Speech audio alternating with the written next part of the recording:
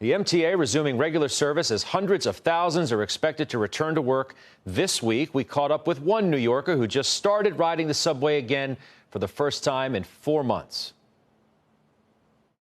It was not like anything I've ever experienced in New York City. I did not see a single person in the station. I did not see a single person in the car I was in. I looked through the window to the other cars, and at the end of the neighboring car, there was one person sitting there.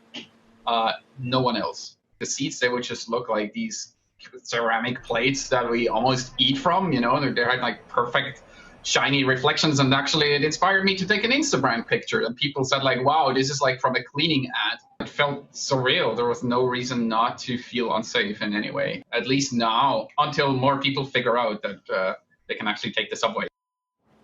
Joining us now is Jaqi Cohen, campaign director with Straphangers, a New York organization that pushes for safer and better subways and buses in New York City. Jaqi, welcome tonight. Nice to speak with you.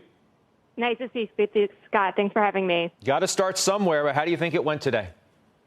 So far, so good. I mean, we've heard good reports from riders who had to take the system. You know, the subway hasn't been shut down completely, and I think that's important to remember, that the subway was working all throughout this pandemic, especially for essential workers to get to work each day.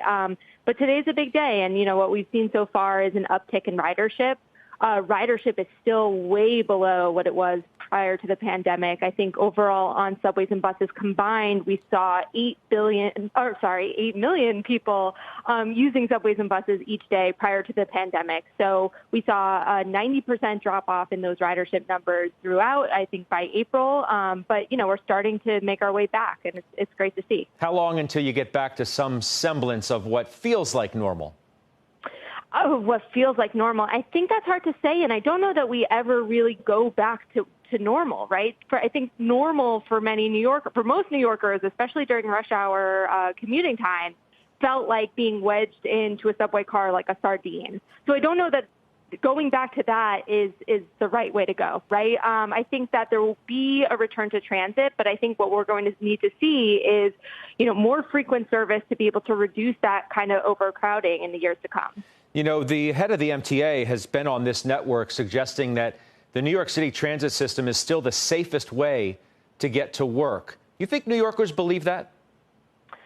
I think so. And you know, you have to ask people, you know, you put 10 New Yorkers in a room, you got 8 million answers. But I think that's true. You know, I think it's safer than traveling in a car. You're, you know, as long as you're socially distant. But I think that is the challenge, right? How do we make sure that New Yorkers, while they're riding transit on subways and buses, can maintain that social distance, you know, to be able to travel safely?